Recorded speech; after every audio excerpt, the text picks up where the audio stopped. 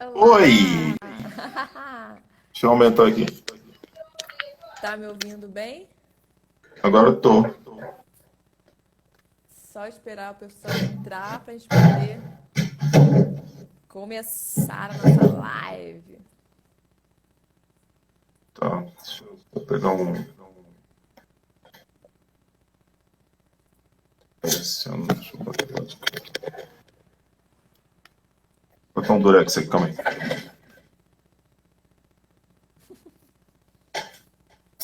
Quem já. Matheus e Davi que já entraram, vai fazendo, chamando o povo aí, para o povo entrar pra gente poder começar.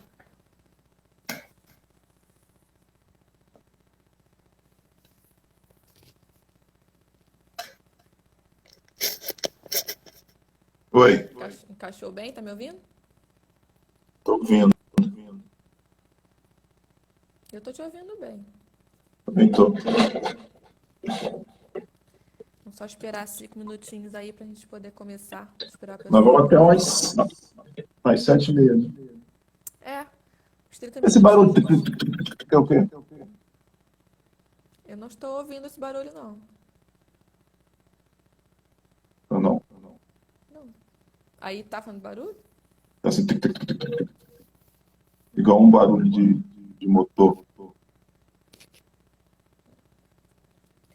sei. Pra você está com alguma interferência, algum barulho ruim aí ou tá normal? Não, tá não. Não, o pessoal que tá assistindo. Tá normal ou eles estão ouvindo algum barulho? Fala, Renan. Renan chegou aí. A Alciné chegou. Minha Alcineia, a avó tá aí acompanhando. Tá ótimo, Lã. Obrigada. O povo tá chegando, isso aí. A gente vai começar a falar sobre relacionamento saudável entre pais e filhos. Nosso tema de hoje. E aí, quem for já entrando, tiver alguma dúvida, alguma perguntinha que queira que seja respondida, pode ir colocando aí que a gente vai responder também. Ué, Renan, tá ouvindo ruído? É, um barulhozinho tipo motor. Será que é interferência? Quem está na mesma casa, né? Então, não sei se pode ser interferência. E agora eu estou ouvindo o seu barulho.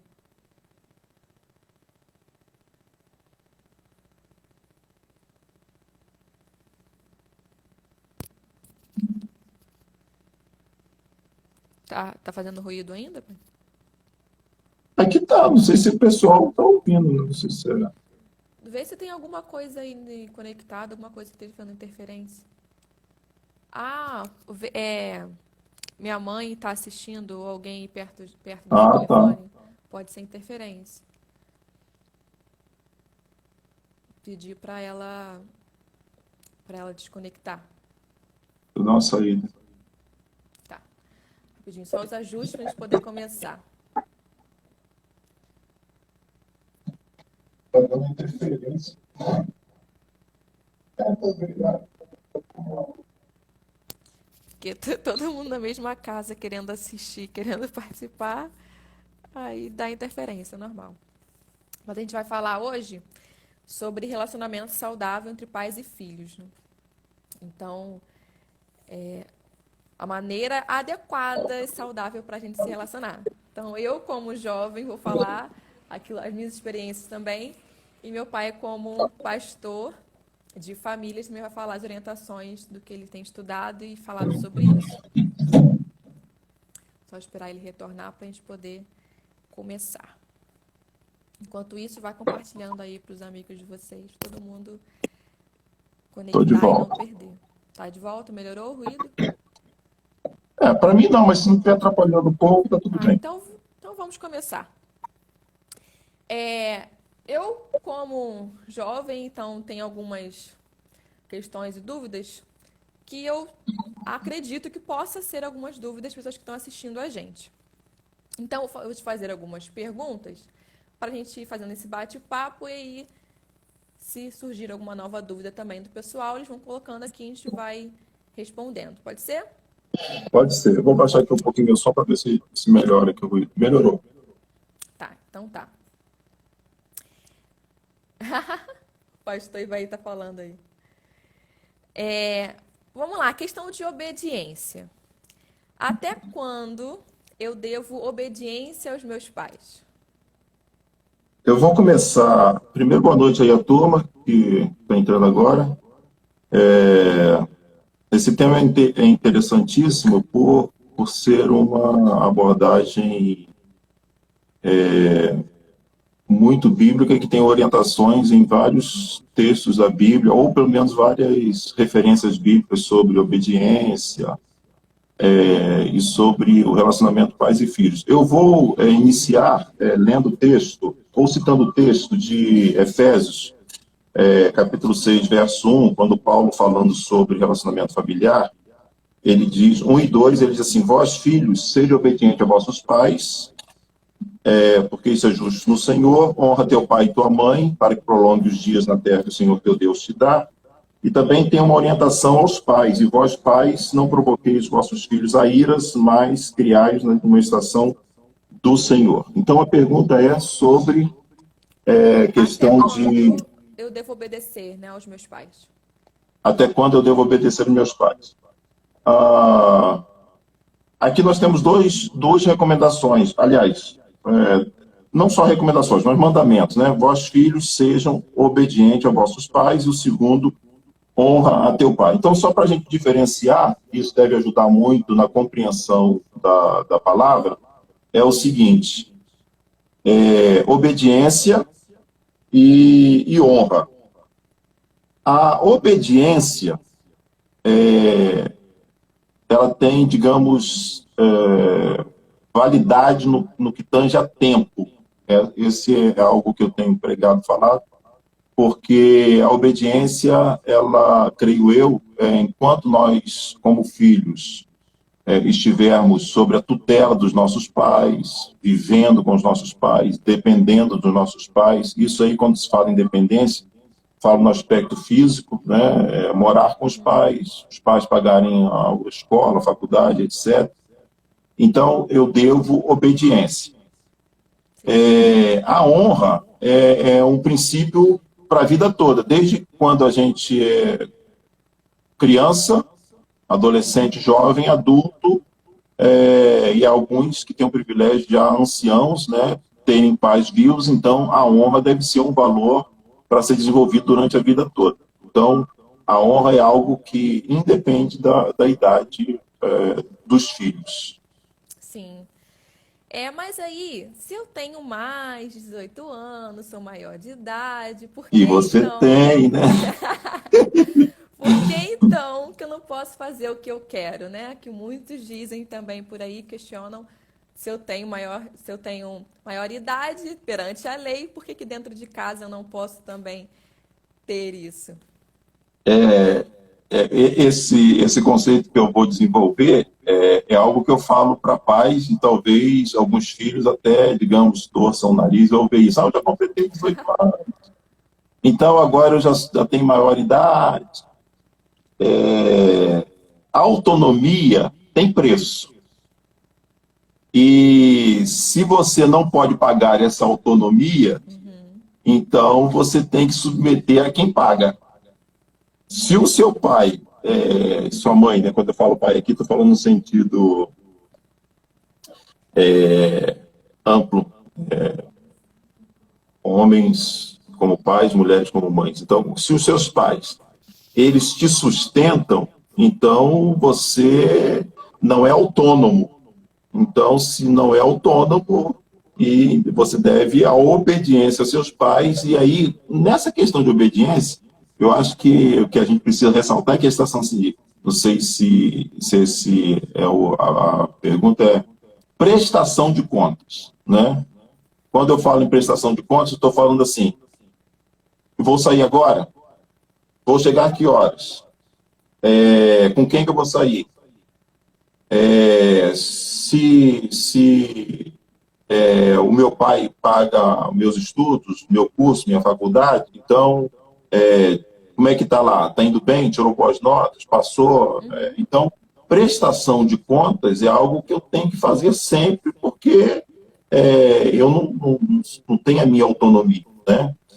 Se eventualmente, talvez a gente esteja falando para alguém que esteja numa situação assim, eu tenho 25 anos, sou solteiro, mas moro sozinho, pago minhas contas, então você não deve obediência. Eu creio que você tem que se lembrar dos seus pais, né? E talvez pedir alguns conselhos no sentido de as decisões para tomar, mas se você como adulto deve -se também se responsabilizar pelos seus atos, então escolher bem suas companhias e tomar bem as suas decisões, porque todas as decisões têm suas consequências. Então não é a maioridade no sentido carteira, né, certidão de nascimento, que me dá essa autonomia automática. Então, eu falo isso para os pais e agora estou falando para os filhos, e creio que é assim que o relacionamento vai ser melhor se houver esse entendimento, essa compreensão e essa prática. Eu acredito que com regras bem definidas, né, tudo bem acordado, não fica ruim para nenhum dos dois lados. Sim. Só que com bons pais, isso se torna fácil, né? Mas Aham. vamos supor que os pais não são bons ou talvez até abusaram desse filho de alguma forma, fisicamente, emocionalmente. Aí fica um pouco mais complicado essa questão de obediência e honra e respeito. Como que se daria isso? O que a Bíblia fala em relação a essa obediência e honra a esses pais, se eles não forem bons pais? É interessante que no texto que eu li, tanto para os filhos como para os pais, honra teu pai e tua mãe, seja obediente aos vossos pais. Existe uma frase, uma sentença, e aí tem relação também dos pais para os filhos, no Senhor. Eu acho que isso faz uma grande, creio que isso faz uma diferença muito grande. Todo o nosso relacionamento, seja com quem for no mundo, e começando pela nossa casa, deve partir do princípio de que seja no Senhor. E no Senhor, pelo menos assim, dois entendimentos acho que são importantes. A compreensão de que, por exemplo, a obediência às vezes não está relacionada com aquilo que eu gostaria, mas porque é no Senhor, porque é um mandamento do Senhor, porque é um princípio do Senhor, porque eu estou no Senhor, é que isso deve ser feito. E segundo, que eu acho que deve pautar nosso comportamento toda autoridade, independente de onde ela esteja, porque, por exemplo, nós vivemos sob autoridade sempre. Numa situação como brasileiros, né, como residentes, estou dando exemplo aqui, nossa igreja, né, e a maioria que está na live é da cidade de Itaboraí. Então, nós temos um presidente, temos autoridade de âmbito nacional, nós temos um governador e temos autoridades de âmbito estadual, temos um prefeito e autoridade de âmbito municipal, e assim vai. Essas autoridades, eleitas democraticamente ou não, colocadas lá por concurso ou não, elas são autoridades estabelecidas por Deus. A gente não pode esquecer isso. E a Bíblia ensina isso em Romanos, sobre a questão da obediência e do respeito às autoridades. Contudo, em qualquer circunstância, nós não podemos esquecer de que o nosso padrão primeiro de autoridade, de comportamento e relacionamento é Deus. Então, toda autoridade que é colocada na nossa vida, ela precisa ser entendida como alguém colocado por Deus, e a nossa obediência a ela precisa ser no Senhor. Eu vou dar um exemplo assim, clássico, simples, e talvez até grotesco. Nenhuma obediência deve ser feita às autoridades civis, por exemplo, religiosas, que nós temos, às vezes, muito abuso de autoridades religiosas, ou até pais, aonde começa a nossa casa, quando ferem princípios da palavra de Deus. Aí eu vou dizer assim, vou citar assim, se um pai obriga, digamos, um filho, diga assim, ó meu filho, pula o muro aí e vai lá dar um soco no seu vizinho. Então, o princípio que fere a palavra de Deus. Ô meu filho, pula um muro e vai lá e rouba a bicicleta do vizinho. Aí você fala assim, obedeço meu pai ou não? Uhum. O que está em jogo aí é a questão de uma prática ilícita, que fere a um princípio que Deus já estabeleceu. Amarás o teu próximo, então você vai ferir um princípio. Não roubarás, né? Não furtarás, você está ferindo outro princípio. E por aí vai. Então, os nossos relacionamentos têm que ser pautados baseado nesse conceito. E aí, quando você pergunta sobre essa questão, porque não é fácil responder essa pergunta, e por isso Com certeza. Eu fiz um caminho um pouquinho mais longo, e pais que foram abusadores. Talvez o que esteja antes dessa questão de pais que abusaram de seus filhos, e nós temos muito abuso físico, abuso verbal, abuso sexual, muitas vezes, é o princípio do perdão. Muitos filhos, às vezes, não conseguem honrar ou obedecer para os seus pais, dos quais sofreram abuso, por conta de um perdão que deveria ou deve preceder antes dessa honra, antes dessa obediência. E o perdão não é fácil. A gente discorrer sobre o perdão, falar sobre o perdão, é muito diferente do que viver o perdão, né?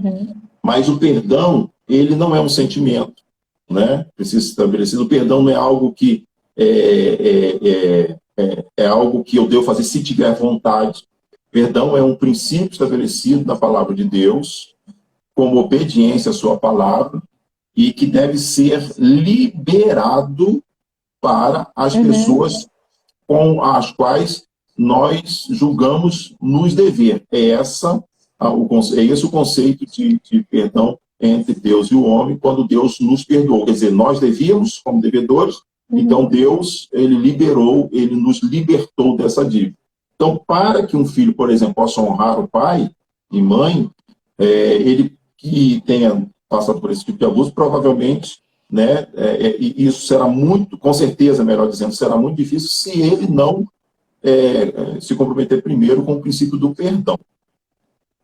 Com certeza. Foi essa pergunta que você fez. Sim, com certeza. E perdão é uma questão bíblica, né, que a gente fala muito sobre isso, mas é algo que a psicologia tem utilizado muito, porque o perdão é terapêutico. E é mais terapêutico para quem perdoa do que para quem recebe. Que você liberta e você passa a abrir caminhos para você diante do futuro, né? Então não tem como mudar o passado que aconteceu, mas o perdão te facilita o caminho pela frente. Tem um conceitozinho até interessante sobre essa questão de perdão, assim, uma frase talvez ajude a entender isso. O perdão, ele sempre vai liberar a gente. A inveja, por exemplo, o sentimento de inveja, me projeta no outro. Eu quero ter o que o outro tem. E o perdão, e a falta de perdão, projeta o outro em mim, porque o outro vai sempre estar comigo. E o que acontece quando a gente não perdoa? A gente traz para dentro da gente para almoçar junto, para tomar café junto, para dormir junto. Carrega aquela pessoa para sempre. Que a gente não gostaria que estivesse. Quando a gente perdoa, a gente libera, ou a gente liberta. E liberta quem? Eu acho que quem usufrui da maior liberdade é quem perdoa, né? Sim. E por isso a necessidade do perdão antes da questão da obediência, principalmente nesse caso, quando uma filha foi abusada. E ressalta-se aqui que, infelizmente, são muitos os casos de abuso. Às vezes a pessoa pensa que é um abuso, um abuso físico. Quantos filhos foram espancados com a desculpa, né, dos pais de estarem corrigindo? Às vezes exageraram, né? E quantos pais, com o intuito, às vezes, contaram uma piada, abusaram, por exemplo, emocionalmente dos filhos. Exatamente. Quantos são traumatizados pela questão verbal, né? Pelas palavras que são lançadas. A gente sabe que palavras têm poder de destruir ou construir, né? De levantar a pessoa ou abaixar. Então, quantos e quantos pais acabam abusando emocionalmente daquele filho diante do que fala. Como você sempre fala muito nessas palestras, falar como um filho que não é bonito, falar para ele, você é lindo, lindo, lindo, ele vai acreditar nisso. E o contrário também é verdade. Aí vale ressaltar, né, a palavra de Deus que diz no Provérbio 18, versículo 21, que a palavra tem o poder de trazer vida ou de matar, literalmente, né? Quantos sonhos são mortos, né? Quantos anelos, desejos são mortos por conta, das vezes, uma palavra ou uma brincadeira, às vezes com um comportamento que o filho tem, ou um defeito físico, ou um detalhe físico, muitas vezes, que o filho tem, que sobressai os outros, e os pais começam a usar isso como piada, né, como gracejos e tal. Então, isso, às vezes, o pai não sabe lá na frente por que tem um filho que se rebelou, um filho que não é carinhoso, um filho que não é amável, né, por conta do Sempre tem um porquê por trás, né? Exato. Só para conferir, meu fone estava com som baixo, como vocês falaram por aqui, aí eu mudei, quero saber se estão ouvindo bem ou se continua baixo, se dá para ouvir direitinho. Aí eu vou ler aqui os comentários que algumas pessoas fizeram. O pastor falou assim, muito bom, foco da obediência é quando no Senhor, assim teremos força para cumprir. Com certeza. Isso aí. Aí Mateus Pastor falou, Ivaí perdoa. Goulart dando maior força aí, o jovem. Pastor Ivaí Goulart e pastor Egno, hein?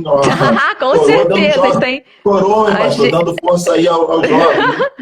Vocês estão jovens ainda, que importa é a mente. Não, e vou Vocês têm viver muito ajudado tempo, muito. porque eu amo pai e mãe. Se é uma pessoa que vai viver muito, sou eu.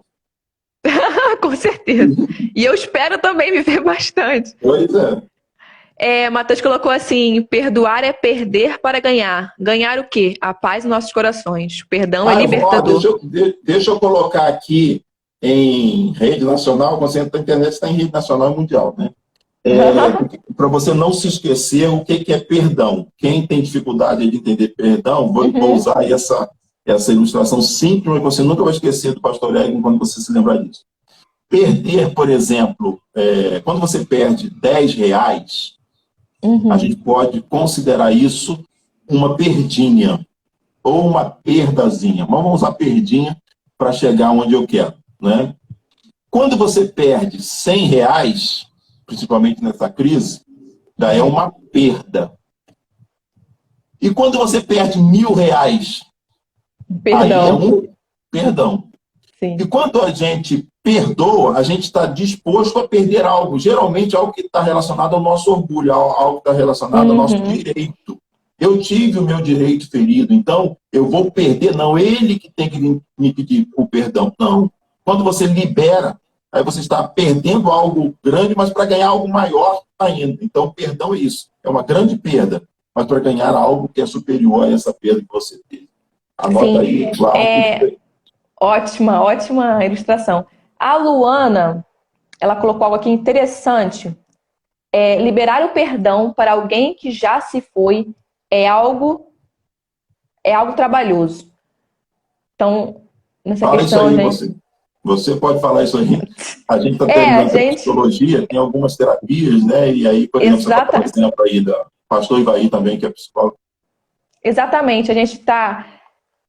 Não sei se é por acaso, mas eu estou terminando psicologia, meu pai também está cursando, para quem não conhece a gente. E perdão é uma questão terapêutica que a gente utiliza muito isso na psicologia também, além de ser bíblico, né, principalmente.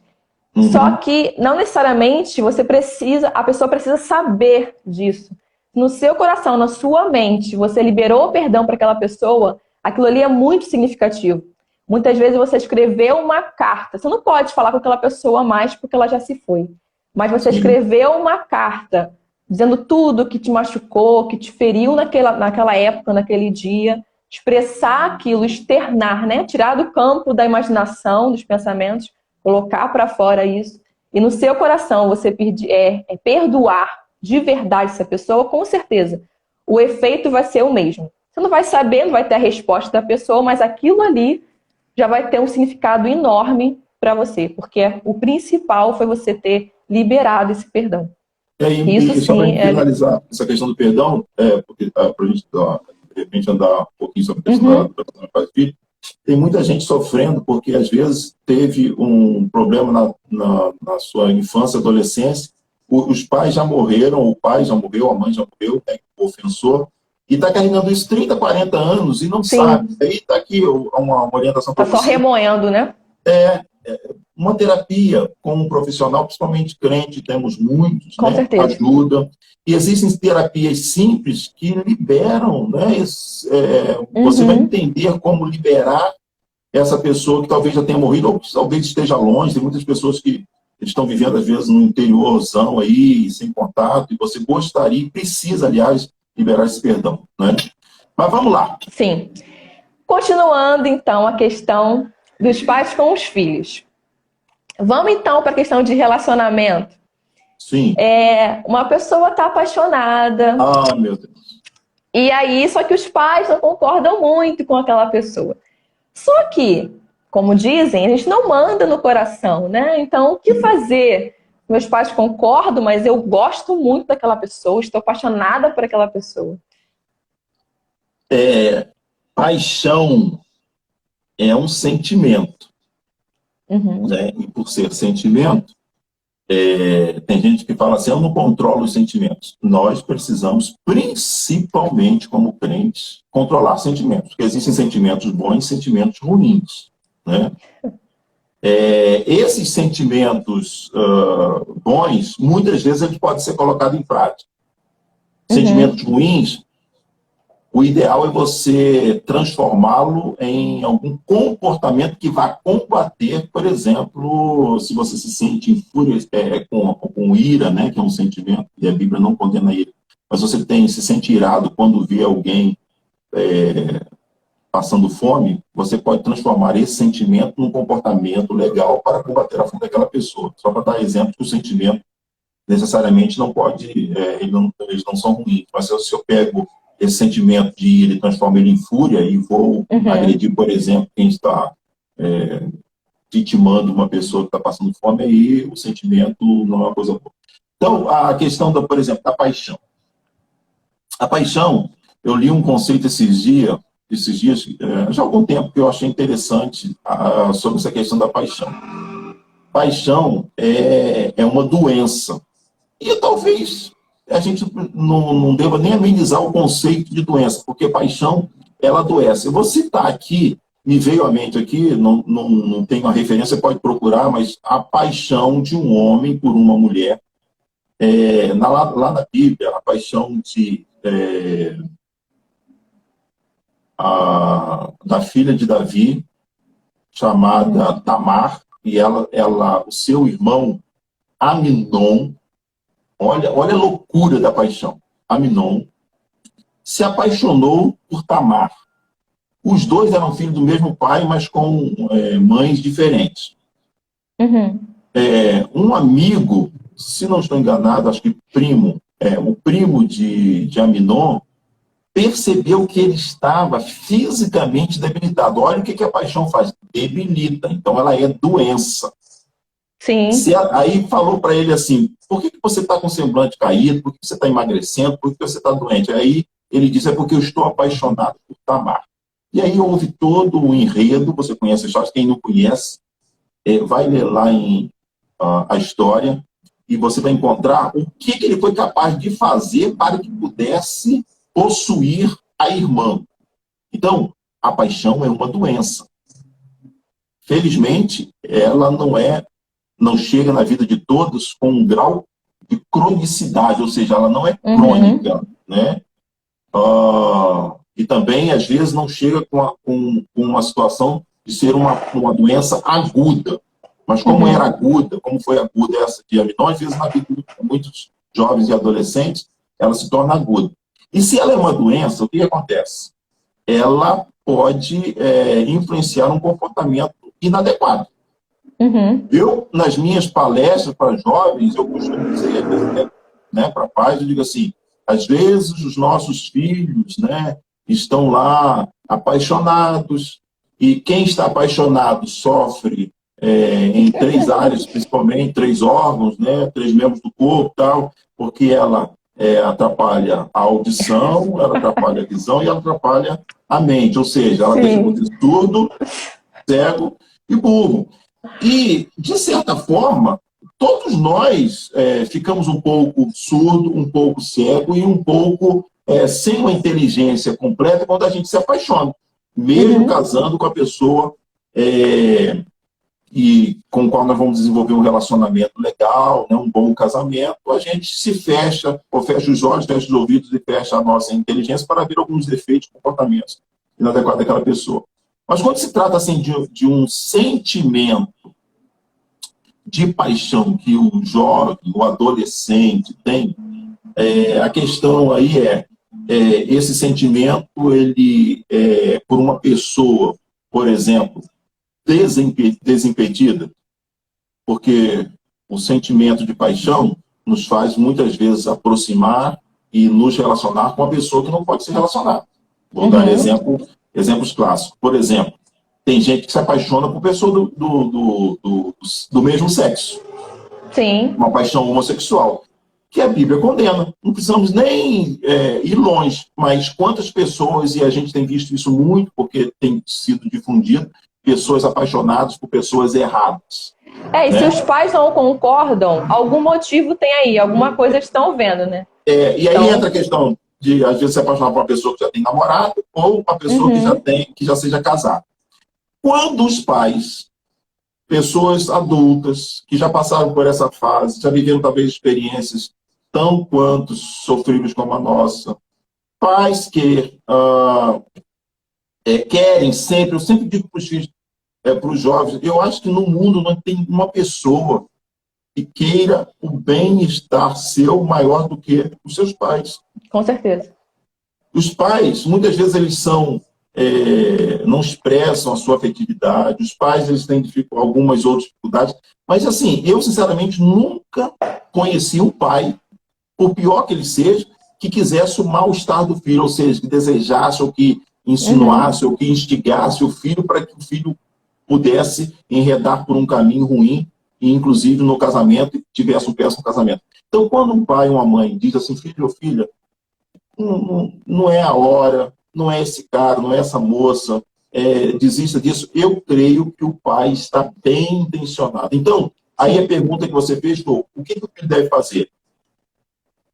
Obedecer. Sofrendo? Mas a Bíblia não diz que a gente não vai sofrer.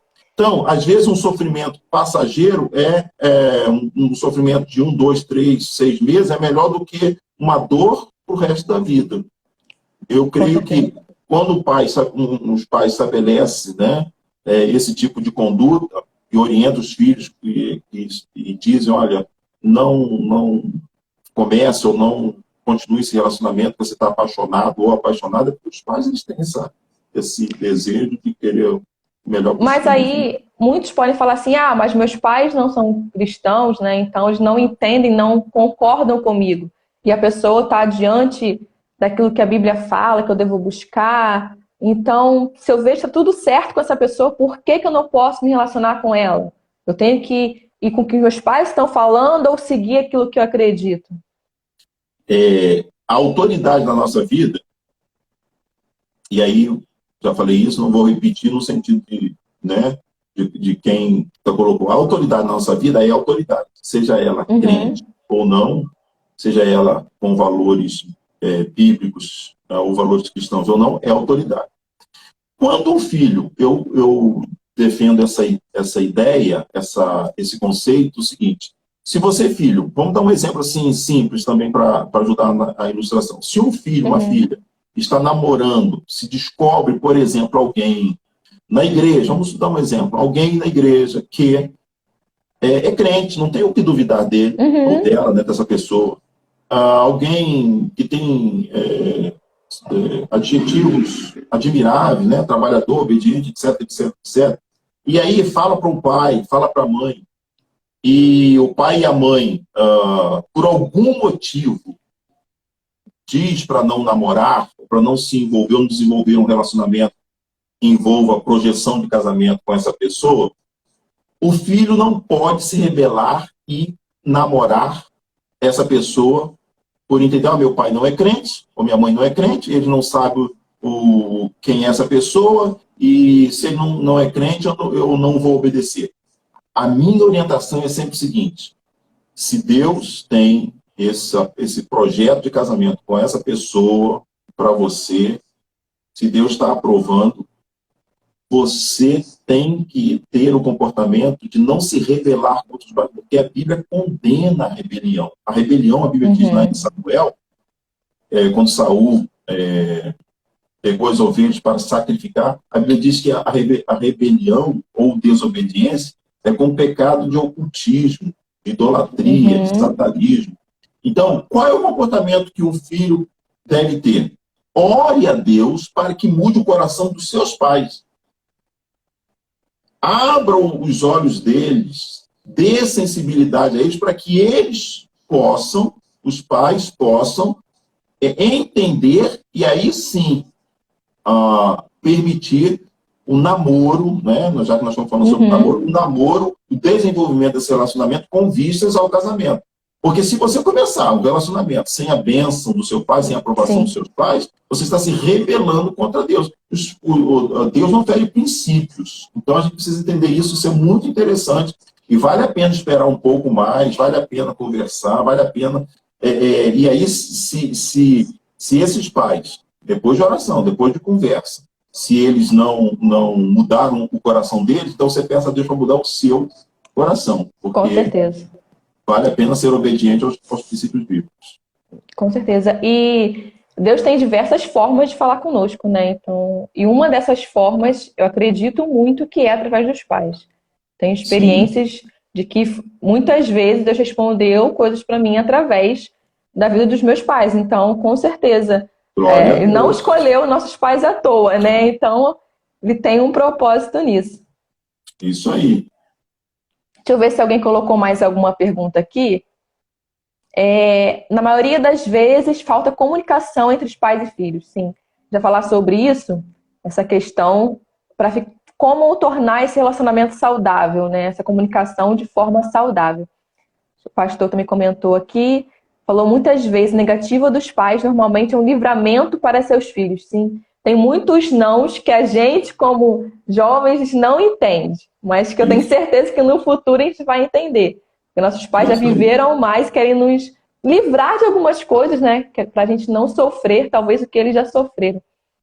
Isso aí. A Tatiana colocou assim, e se os pais não têm os princípios, são liberais e deixam por conta do filho? É fundamental que esse filho tenha pessoas para se referenciar e buscar conselhos. Verdade. Porque tem pais que não estão ligando muito, né? Não estão ali com seus filhos. Mas se esse filho é cristão e quer seguir os conselhos bíblicos, procurar referências, né? Todo o nosso comportamento tem que ser assim, pautado em quê? No Senhor. No Senhor. O que a Bíblia diz sobre isso? Qual a orientação de Deus sobre isso? O que os homens fiéis a Deus, biblicamente, e hoje estabelecem como princípio, né? Também não é porque os pais são liberais, que eu vou aproveitar essa libertinagem, né? Ou essa liberalidade, ou essa liberdade excessiva. Eu preciso ter esse comportamento firmado, de que esse conceito firmado de que meu comportamento precisa ser baseado naquilo que o Senhor estabeleceu. Com certeza. Deixa eu ver se tem mais algum aqui. A Rosane está mandando um abraço, está com saudades. Rosane, Deus abençoe. Então, para a gente poder continuar, então. Mas aí, então, continuando em namoro, para a gente poder ir para os finalmente, os pais concordaram, então a pessoa que eles aceitaram, uma boa pessoa. E esse namoro? Então, eu posso fazer o que eu quiser, então eu posso me relacionar da maneira que eu quiser, ver a hora que eu quero, o dia que eu quero, como que é isso? Bom, eu sei, né? Mas vamos contar para o pessoal. Assim, eu vou dar um exemplo clássico aqui, porque acho que exemplo fala mais do que palavras. Eu tenho 2 filhos, quem não conhece. Quando a gente fez ritual de passagem aqui, 15 e 18 anos, 15 para Ingrid, 18 para Iago. Esse ritual de passagem, entre outras coisas, nós exigimos deles, e foi exigência nossa, minha e da minha esposa. Beijo aí para a Lani que está assistindo. De que eles dessem a chave do coração. Eu acho que isso é simbólico, mas fala muito para o o relacionamento pais e filhos no que tange a questão de escolha de um esposo ou uma esposa. Essa chave do coração, nós deixamos bem claro, era o seguinte: nós não iríamos escolher a pessoa com a qual eles iriam se casar. Porque quem escolhe, creio eu, escolhe o marido ou a esposa, tem que ser os filhos, porque eles que vão se relacionar com ele pro resto da vida. Então começa um processo de namoro para descobrir defeitos e virtudes, ver se vale a pena fazer um investimento para se casar. Agora, Deus é um Deus de regra, ou de regras. Quando Deus, por exemplo, dá os 10 mandamentos, e aí a gente fala não, não, não, não, não, né? Tem muitos não, poucos sims, né? No sentido assim, faça, mas não matarás, não furtarás, não dirás falso testemunho, não adulterarás. Então, muitos nãos, não cobiçarás. O objetivo de Deus era proteção. Deus não é um Deus que olha para os seus filhos e diz assim, ele está sentindo muito prazer nessa situação, eu sou um desmancha-prazer. Não, Deus é um Deus que previne os seus filhos de muitas dores e às vezes nós nos rebelamos e passamos por esse momento de dor. Então, quando pais, e aqui nós estabelecemos isso, estabelecemos regras, foi para proteger os nossos filhos. E aí, as regras vêm de cima para baixo, e não são regras de baixo para cima, né? Os pais precisam estabelecer, já passaram por essa fase, já namoraram, sabem quais são os riscos, né? Sabe as tentações, né? Principalmente de âmbito sexual. Existem muitos pais, e eu creio não, a gente tem visto aí muitos pais aí participando da live, muitos pais que, às vezes, eles são co-participantes dos pecados dos filhos, porque eles não estabelecem regras claras para serem seguidas. Por exemplo, Davi... Permissivos demais, né? Eu acho também que tem que ter um equilíbrio, né? Nem permissivo demais, nem também muito rígido, né? Nós vivemos uma época diferente, de 30, 40 anos atrás. Agora os princípios continuam os mesmos, os valores continuam os mesmos, né? Então existem por exemplo, um exemplo clássico. Iago está me assistindo também, um beijão aí, filho, para minha nora, beijo para você.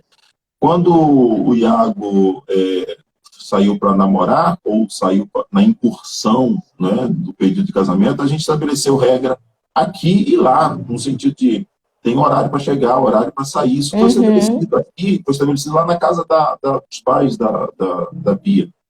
Aqui também, e hoje a Ingrid namora o Matheus, a gente estabeleceu regras. Quantos dias por semana vai namorar? Que hora vai chegar? Que hora vai sair? Eu conheço situações, vejo em muitas igrejas, já trabalhei em algumas igrejas, então por isso dando exemplo assim, de pessoas que começam a namorar, tipo assim, já vi casos assim, o rapaz começa a namorar na segunda-feira, no domingo lá na igreja, e isso ele não pede autorização aos pais, nem dele nem dela.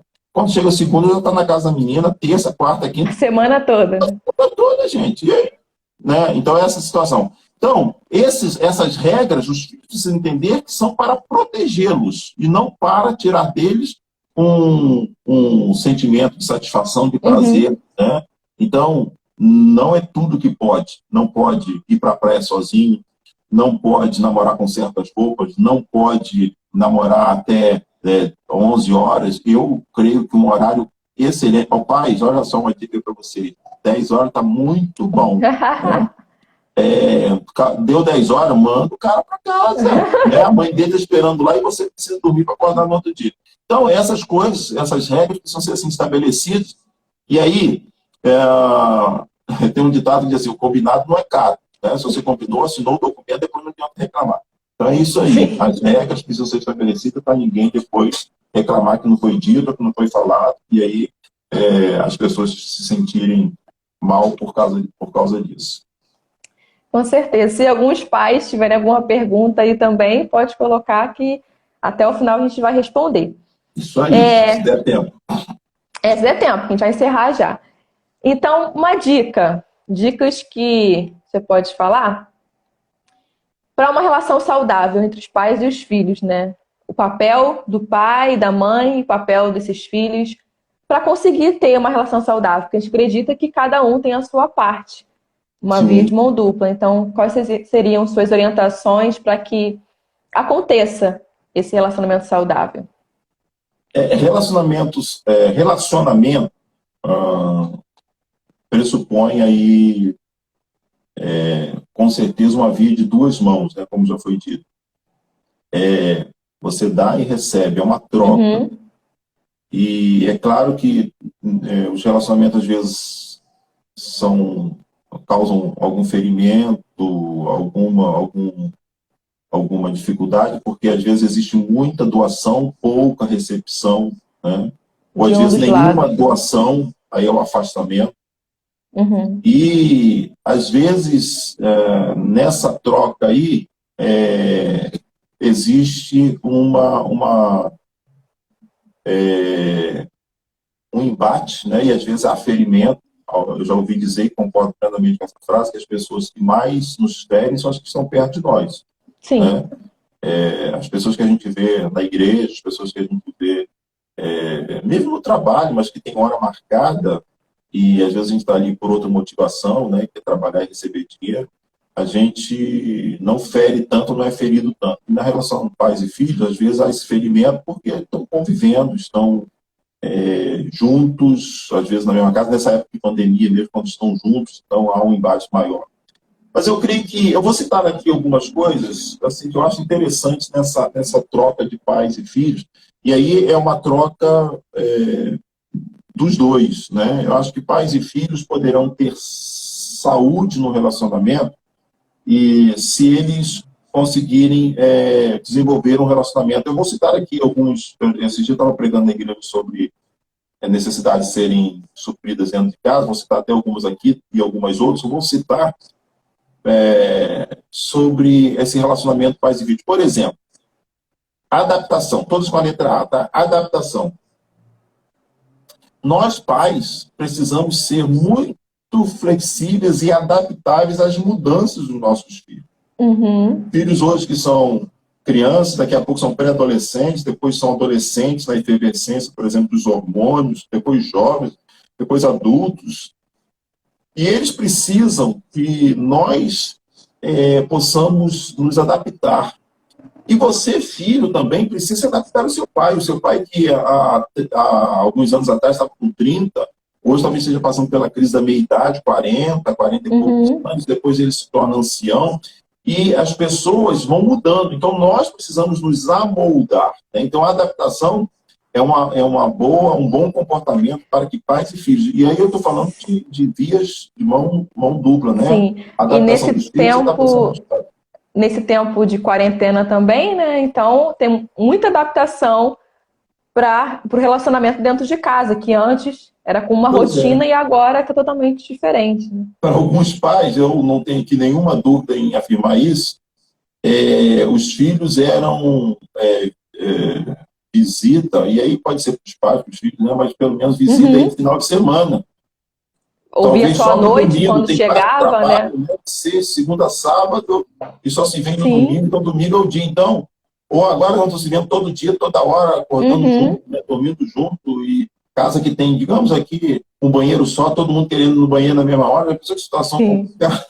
Então é isso que a gente precisa pensar, essa adaptação precisa ocorrer, né?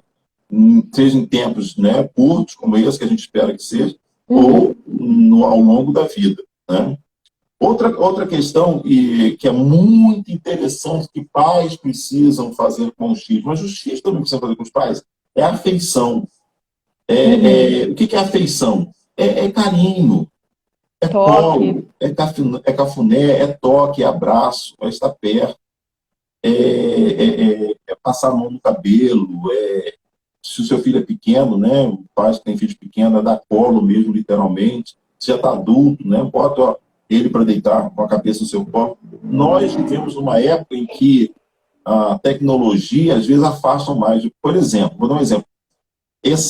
Excedendo, né, com a exceção aí da quarentena, vou dar um exemplo que eu gosto de dar. Antigamente, quando eu digo antigamente, estou dizendo assim, coisa de 5, 10 anos atrás, né? os filhos, ou as pessoas, vamos botar aqui de modo geral, isso inclui os filhos, se reuniam para ir na casa do pai e da mãe, por exemplo, ou das pessoas para dar um abraço no dia do aniversário. Hoje, as pessoas não fazem nenhuma ligação para ouvir a voz. Passa um WhatsApp, que é muito mais impessoal. Aí me lembrei de você, lembrou o comando de um WhatsApp. Então, o afeto, o colo, não troca a mensagem. E muitas vezes, uma menina, por exemplo, que não recebe esse afeto, esse abraço, esse cuidado desse pai, vai procurar em outras pessoas, né? Talvez uma pessoa que não seja muito boa, mas que deu esse carinho que ela estava precisando. Pois é, aí a menina está crescendo, às vezes o pai não quer dar o colo, não quer abraçar, aí passa um desdentado lá no portão, violento, caraquento, né? E ele diz assim, menina, vem cá, e ela se encanta com ele, né? E se encanta por quê? Porque ele está oferecendo algo que o pai não está dando, um abraço, né? E às vezes essa pessoa, isso vale também na homossexualidade, tanto menino quanto menino, vai buscar no braço homossexual aquele afeto e aquele carinho que perdeu no braço dos pais, né? Por conta de um corre-corre, ou por conta de uma divergência no comportamento, etc. Então, afeto, afeição, né? É algo que precisa ser feito mais, ou talvez possa ser buscado para pais e filhos. E nunca é tarde para iniciar também. Eu tenho dificuldade em abraçar, não tive isso dos meus pais. Tá, mas você pode começar a quebrar isso e a partir de agora, começar também a buscar esse contato, né? É isso aí. Outro comportamento que é muito importante é o comportamento de atenção. Porque atenção é algo que todos nós requeremos. Por que uma criança de 2 anos ela faz, por exemplo, pirraça no shopping querendo um brinquedo que às vezes ela já tem em casa, né? Ela está ali pedindo atenção, aí às vezes qual é o mecanismo para a gente se corrigir esse comportamento inadequado que a criança está tendo? Se ela está se jogando no shopping, no corredor do shopping, então ela está chamando a atenção, talvez ela esteja clamando por essa atenção, dê atenção a ela, ou às vezes também está produzindo um espetáculo, que aí você leva lá no banheiro, né? No corredor tem uma havaianazinha, você pode comprar essa havaiana para casa.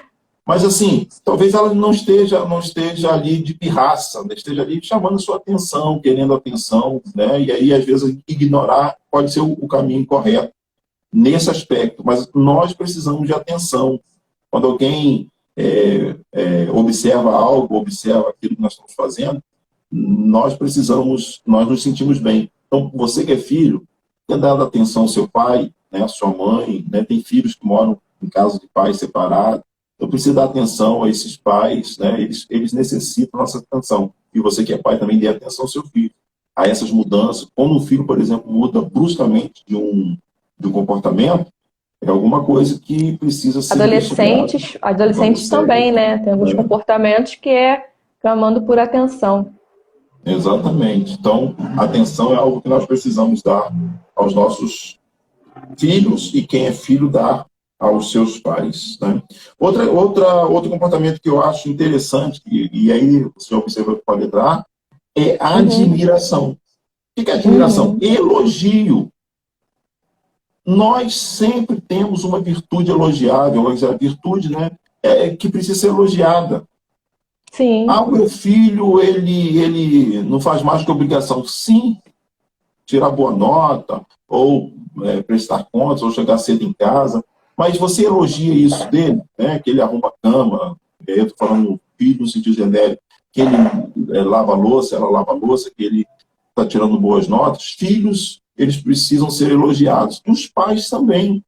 Os pais, alguns filhos não entendem quanto sacrifício seus pais fazem para o bem-estar deles. De abrir mão de um carro melhor, de uma roupa melhor, de um tratamento de saúde, de ter 2 empregos muitas vezes, então, de hora de sono. Abre mão de muita coisa para o bem-estar. E aí os filhos, às vezes, não se lembram de agradecer aos pais, ou seja, de elogiar os pais por conta desse investimento, né, desse comportamento. Eu vou citar mais dois, tá bom? Outra Sim, para coisa, encerrar. nós precisamos também do comportamento de aceitação. Uhum. Você nunca vai conseguir mudar o seu filho. Ele é seu filho, ele é assim. O que você pode fazer é tentar mudar o comportamento dele. Eu costumo sempre dizer o seguinte: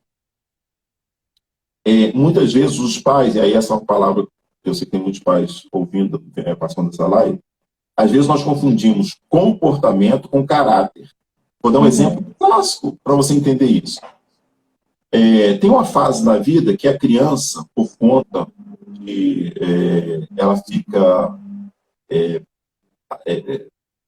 se encantando com sonhos, né? Então ela imagina coisas e ela vive o mundo da fantasia. Uhum. Ela fantasia muito. E essa é uma fase que muitas crianças, não são todas, se dão, contam muita mentira. E contam uma mentira tão bem contada que nós muitas vezes acreditamos. E aí o que os pais fazem? Eles contam a mentira, os pais falam assim: você é um mentiroso. Uhum. Quando na realidade você deveria falar assim: você contou uma mentira, mas você não é mentiroso. Ser e estar é diferente, né? Outra coisa, um filho que não tem uma fase, tem gente que tem essa fase pro resto da vida, não gosta de tomar banho. Tem filho, olha, eu estou falando com alguns filhos aí, que essa fase está perpetuando. Mas tem uma fase na vida do pré-adolescente, tal, ali, que não gosta de tomar banho. Aí, os pais, ao invés de estimular a mudança de comportamento dele, dizendo assim: olha, isso que você está fazendo é anti-higiênico. O pai fala assim: você é um porquinho. Uhum. Então, você está colocando ou colando, né? Tá fazendo um Ctrl-C, Ctrl-V. Está pegando um comportamento dele e colando no caráter. Sim. Né? Então, estimule-o a mudar de comportamento. Mas esse seu filho, por exemplo, tem dificuldade de matemática, você não pode chamá-lo de burro porque ele não aprende matemática com a mesma facilidade que uma outra pessoa, um outro filho seu, por exemplo, tem filhos que têm uma facilidade em matemática ou português.